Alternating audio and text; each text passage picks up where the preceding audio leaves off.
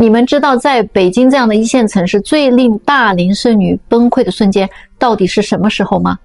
其实并不是被家里整天的催婚，也不是忙完了工作一个人回家的孤单，更不是遇到了开心的事情没有人分享，而是当他们真正的下定了决心，收拾好了心情，试着去找一个另一半的时候，见了一个又一个的男生都不合适。快到迷茫的时候呢，突然出现了一个满心欢喜的人，但是没有想到那个人根本就不会选他，人家转头就去找一个年轻的女生。还有更崩溃的，当他们终于想明白了，这样的年纪找对象要降一降标准了，降低了身高、颜值、收入、学历，本地外地都无所谓了，房子车子也可以放一放了。可是即便是这样，仍然发现对方依然看不上自己。有的男生呢，或许会非常礼貌地说一句，你太优秀了，我可能配不上你。我就问过一个男生啊，相比大龄女生情绪稳定、性格成熟、经济独立，你更愿意找一个单纯的姑娘陪她一起成熟吗？他说是的，还是愿意找一个单纯些的小姑娘，省事儿啊。这个就是一线城市相亲市场的现状。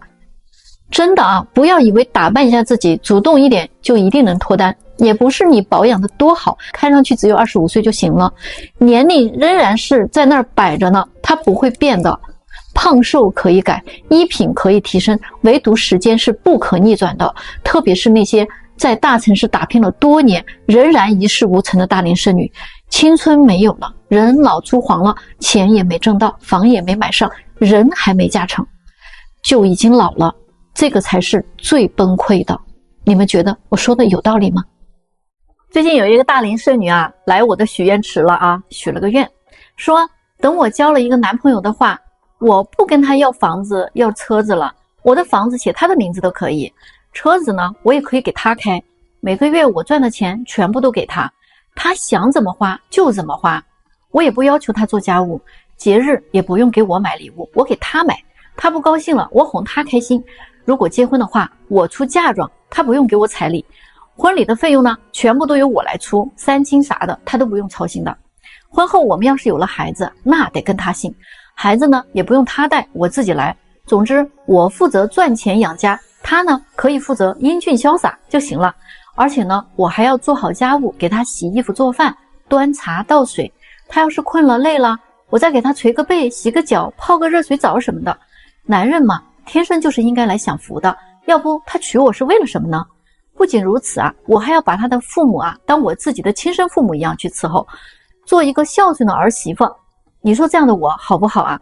哎，就是不知道哪个男人会有这样的福气能娶到我呢？你们看看啊，这个许愿许的是不是很梦幻？如果我没有猜错的话啊，现在呀，很多大城市里面有很多的大龄剩女，其实她们是很焦虑的。有人说啊，我们天天在吐槽女生制造焦虑，其实你们自己不觉得这些焦虑是你们自己给自己造成的吗？我们怎么就不吐槽男生呢？因为就从找对象这一项来说啊，从条件要求来讲，男生真的没有你们女生要求那么多啊。人家男生最多就要求一个年龄和长相，性格好一点就行了。条件好点的男生顶多加上一个学历好，其他的人家都没有什么要求了。我们还能说人家啥呀？我们还吐槽人家什么呀？而女生的要求可不是这么简单啊！你们那个条件要求恨不得都要写成小作文了。什么长相了、颜值了、身高了、学历了、人品了、工作收入了、家境了、房子了、车子了，谈恋爱男生得主动了，得付出了，要买礼物要表心了，要转账要现金了，结婚要彩礼要三金了，男朋友就得像个舔狗一样，否则啊你就不配我。年轻的时候啊，你们不就是这么作的吗？把一些很好的男生都给作没了，等到快30岁了来相亲了，就不打算要爱情了，得找个有钱的人接盘。说实话，你把人家有钱人当傻子呀。然后呢，等你过了33岁，真正进入大龄剩女的行列之后，你还能挑什么样的男人呢？这个时候啊，我说实话，你可能连那会儿看不上的男人啊，你都不一定找得到了。你要是过了35岁啊，那真的是啊，已经走在了齐天大圣的路上了。为什么？因为你可能遇到的更多的是取经路上的妖魔鬼怪了，那可能没有几个是正常的啊，你懂吗？谈恋爱啊是一定要速战速决的啊，为什么呢？今天有一个姑娘啊过来跟我抱怨嘛，说最近她跟男朋友啊推进不下去的感觉了，明显对方对自己冷淡了。那我就问她谈了多久了，她说谈了5个多月。然后我又问她关系到了哪一步，她说自己啊性格比较慢热啊，以前谈的男朋友都是主动追求她的，她呢几乎不会主动啊，主要是自己不太会。而且呢，她又是拒绝婚前性行为的，所以目前他们的关系啊，也就是看看电影、吃个饭，偶尔呢去爬个山，最多啊有个拥抱啊，接吻都很少，也就是这样啊。我问她，那有没有见过男生身边的人，比如说亲戚、朋友什么的，有没有去过男生的家？除了吃饭、看电影，有没有一起去经历过一些事情啊？有没有为男生付出过一些什么呀？她说这些都没有啊，但是她给男生做过一次饭，因为那天是男生的生日。那我一听啊，是这样啊，那我说，那人家可能就是在考虑要跟你分手了，或者呢，就是已经找到了下一个想要接触的女生。所以我和你们说啊，谈恋爱是一定要速战速决的，除非你不想结婚，否则谈到3到6个月就可以推进结婚的事儿了。女生不要那么慢热啊，非得等到有感觉了才行。男生呢是没有那么大的耐心的，知道吗？但凡半年、1年谈下来，你们两个所有的约会还是停留在吃饭呀、看电影、聊天啊，双方的家里人、朋友都没有深入接触过啊，也没有深聊过谈婚论嫁的事儿，也没有具体商量过什么细节，那你这个路子真的是就走歪了啊！这样谈下去呢，不要说半年、1年，再给你2年、3年啊，都是纯粹的浪费时间。那么重点就来了啊，下面呢我说3件事啊，做好了就可以快速推进结婚的进度了。第一点就是交往初期就要明确的表示自己是要奔着结婚去相处的，甚至呢你可以告诉对方一个时间节点，大概是半年或者8个月或者是1年，如果不合适咱们就在这个期间尽快分开，如果合适的话最多谈这么久。不要用我们女生自己的思维去想啊，觉得这个话一说出来啊你就掉价了，其实完全不会的。对于想要结婚的男生来说，你这么说其实是加分的，会因为这个话而吓跑的人啊，本身就没有做好要跟你结婚的打算的，所以这样的人你早一点筛选出来是好事儿啊。第二点，快速主动的突围，主动出击啊，除非他确实工作很忙不方便，否则其他的时间你想给他打电话你就打呗啊，你想要跟他聊视频就聊呗啊，包括积极深入到对方的生活核心圈里面去啊，比如说他多年那些要好的朋友啊，他的朋友圈你得进去啊，认识他的家庭成员啊，这些啊要多相处，因为只有这样呢，你才能全方位的去了解一个人的。如果对方啊找各种理由不配合你啊，那你心里边就要有点数了，知道吗？说明其实你啊没有进入对方的认可的范围内，可能他还没有要和你结婚的打算啊。第3点呢，也就是最重要的一点，就是一定要交流一下未来在钱方面的一系列问题啊，了解彼此的消费观，以后的家庭开支谁来做主，财务是合并还是财务 AA 或者财务 AB 制，总之一点点讨论清楚，也只有讨论清楚你们才能算啊真正的在交心，在交付未来。不要觉得这种话开不了口，因为只要你是想和这个人结婚的，那这个钱的问题啊就是绕不过去的。与其你们谈了很久很久啊，已经付出了很多时间成本了，再去面对这个问题会不会太晚了啊？还不如早一点啊，做到心中有数啊，知道吗？所以你们觉得我说的对不对啊？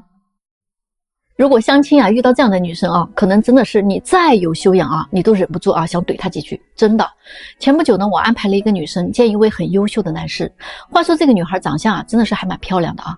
那目前呢她在读研，普普通通的家庭出身啊，26岁。这位男士呢是自己在开公司的，收入呢非常可观。那这个年龄稍微大了一点点啊，35岁了。2个人呢约在一个餐厅里啊，男士呢非常有礼节啊，让女士啊自己点菜。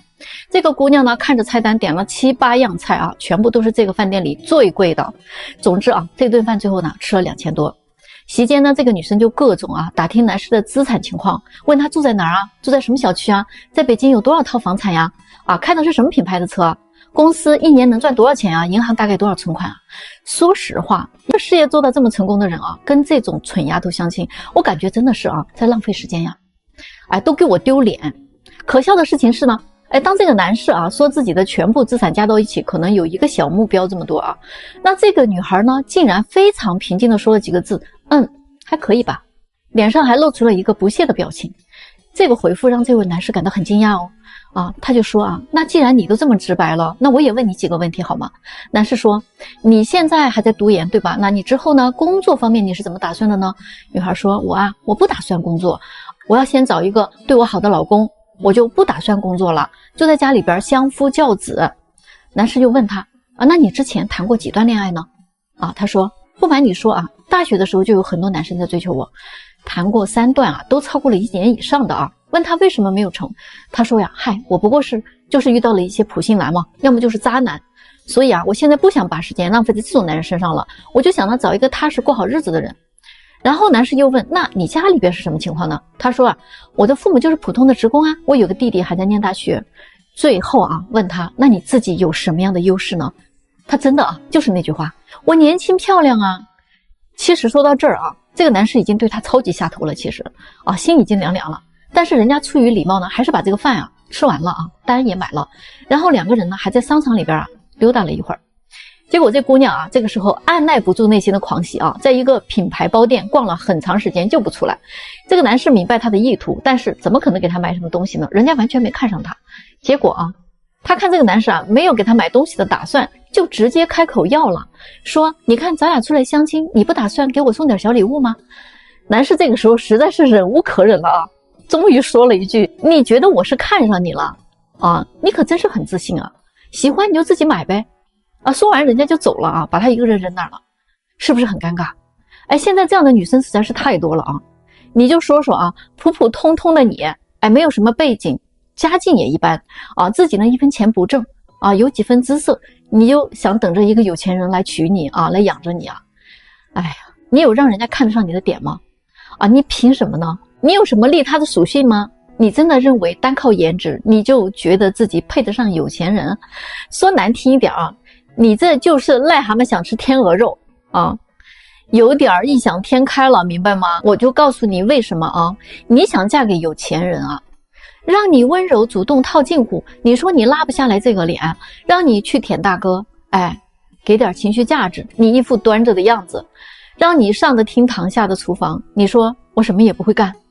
让你学学亲密关系怎么去照顾对方你理直气壮地说那应该是男人做的事情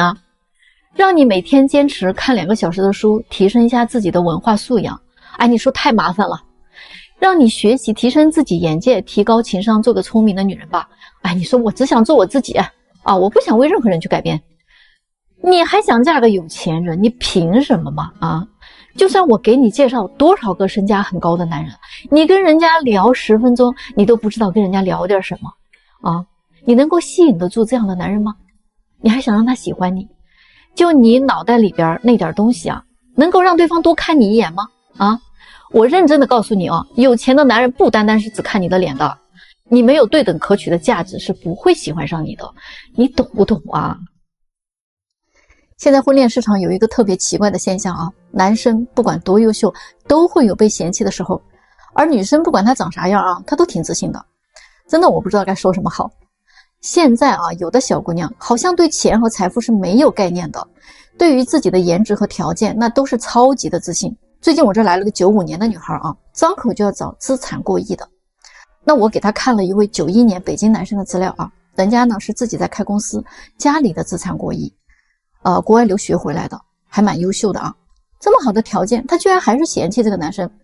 只不过是家庭资产过亿而已，都不是靠自己打拼出来的然后人家说了我那个只找85年以下资产过亿的那必须是没有靠家里边，而是靠自己白手起家起来的那种真的是太让人下头了。我当时就问他，姑娘，你是对财富积累没有什么概念吧？你知道你说的这个数字需要多少年的积累才能有吗？你知不知道这甚至是需要好几代人积累下来才会有的吗？就算中彩票也得中好几十次了吧。天下能有几个人30多岁就资产过亿了，还必须自己白手起家的。我心里想就算真的有这样的人还能轮到你呀？那你是刘亦菲还是范冰冰你家里有没有镜子？能不能每天出门前好好照照，看看自己长啥样？你不就是学历高点吗？家境平平，长相平平，没房子没车没存款，就这都能把你自信成这样。你说他读了这么多的书，学历还挺高的，怎么脑子里认知这么低呢？就他这长相根本不可能找个资产过亿的。他找个年薪100万的可能都很悬，都不知道咋想的。我就跟他说啊，我这里有这样的人，可能呢人家也不会选择你的。这个时候我说话啊也就不忌讳了啊，我就跟他讲啊，我说你学历还行，可是呢短板太多了啊，你长相不行，家境也不行，我这里啊可能真帮不了你啊，你去别处看看吧啊。结果呢他又调转话锋嘛，那我要不然考虑一下年龄比我大一些的大叔吧。啊，我真的很无语啊，这不还是换汤不换药吗？大叔你就搞得定啦，大叔身边更是美女如云，好像人家有钱大叔吧就没有见过年轻女人似的。那除非有一天这个大叔脑子给摔坏了，或者呢他看美女看腻了，就想找个丑的搁家里边慢慢欣赏。那你们觉得会有那天吗？是不是啊？现在为什么有那么多的物质女呢？导致了婚恋市场啊充斥着一种交易的味道，搞得现在的女生啊都变成了大龄剩女，宁愿高质量的单身，她也不想要低质量的婚姻了。而男生呢干脆躺平，不谈恋爱不结婚。有的人说啊，这是多年的资本运作释放毒鸡汤啊，刺激男人为女人买造成的。刺激经济雄起之后的后遗症就是现在的婚恋现状。但是依我看啊，这真的不是最主要的原因，其实资本只不过它起到了一个推波助澜的作用罢了。真正的幕后黑手啊是我们的教育。我记得在20多年前啊，就有人在倡导啊，一定要富养女儿，穷养男孩。这个概念呢，改变了很多人的认知，也改变了很多人的命运。我记得曾经有一个视频啊，刷爆了全网。一个18岁的女大学生为了买苹果手机，跟她的父亲要8000块钱，而她的父亲啊拿不出来这笔钱，她呢就把刀搁在自己的脖子上了啊，威胁她父亲。最后导致了这个父亲啊要喝农药去自尽啊。这位父亲就是一直以来他都是尽量要满足女儿的物质需求的，导致他最后有这样的一个结果。那在我多年的工作经历当中啊，也遇到过很多啊被富养长大的女生，她们找个对象真的是挺难的。知道为什么吗？虽然当初倡导这个观念的人说的要富养女儿，指的是啊培养女孩子的气质，让她呢得到更好的教育，让她看到更好的更广阔的天地，增加她的阅历，丰富她的内涵，培养她独立和开阔的眼界。只可惜啊，很多的老百姓啊都误读了这个信息，他们认为的富养就是字面意义的富养了，结果导致女孩们啊从小对物质的需求就会得到回应和满足的，以至于这些姑娘啊长大以后啊要面临着结婚，要从原生家庭啊走出去，去到另外的一个家庭里，她呢就会有一种不安全感。她希望这个婚姻啊仍然能够像她原生家庭那样，可以去满足她所有的物质欲望，不想受一点点的委屈啊。所以呢她们但凡有一点资本啊，就都想找一个经济条件很好的人结婚，哪怕没有什么资本的女生也都天天在憧憬着遇到个霸总爱上她。不然哪来的那么多田园女啊普信女啊，她们不接受婚姻带来的贫穷，或者说物质上的匮乏，都想不劳而获，让她们过那样的生活简直就是生不如死。而男生们啊都是穷养长大的，很难理解女生怎么那么没有金钱概念呢？花钱如流水的习惯经常让他们瞠目结舌，不敢苟同。在我的工作中听到男生们说的最多的一句话就是，我感觉啊我们的消费观不太一样。往往就是因为这个原因，被拒绝的女生非常多。所以物质欲比较强的女生，实际上啊她是很难遇到一个跟她价值观完全契合的男生的。即便是有很多有钱的人啊，内心里啊其实也是看不起这一类女人的。你们觉得是这样的吗？今天有一个挺有趣的事儿啊，我来聊一聊。今天上午啊，有一个89年的男生啊来我们这儿呢咨询一些相亲的事儿啊，正好呢有一个93年的女生呢也在这儿。这个姑娘呢正在跟前男友通电话啊，就那个声音啊分贝特别高，大家都能听得到的那种。就听到她在电话里边啊大声的数落她的前男友，她说我是不会跟你结婚的，连20万的彩礼你都拿不出来，上班挣的那点钱够干什么用？你自己喝西北风你还想带上我呀？别跟我说什么感情，你不想付出就想娶我呀，门都不会有的。还有啊，你们家那个房子才60-70平，让你加个名字，给我点安全感，你就找各种借口不同意，说这是你父母的房子，那你倒是自己买一套啊。没有能力结婚，就别做白日梦了，以后啊，别再给我打电话了，行吗？他挂完电话之后啊，那个89年的男生啊，正在旁边填写信息。这个女生呢，就偷偷的凑过去啊，看了一眼，转过头就跟我说啊，你看这个男生的条件啊，我就特别满意的，能不能现在给我介绍一下，认识认识啊？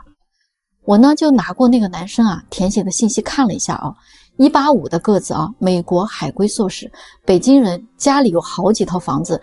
男孩呢自己年收入60多万。然后啊，我就过去问那个男生了啊，我说你想找个什么样的呀？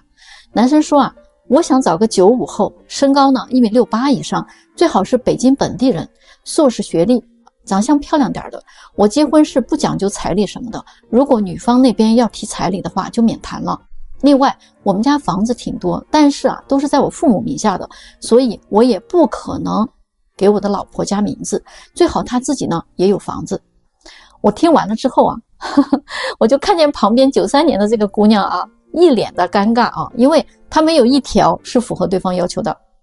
但是你们知道怎么着吗？她这个时候很不甘心啊，她居然就厚着脸皮啊上去要这个男生的微信。男生说就别加了吧啊，我呢对你这种普信女一点兴趣都不会有，你倒贴给我我都不会要。你们看看啊，就是这么个事儿。姑娘啊被狠狠的打脸了啊。我跟你们说一个相亲真相吧，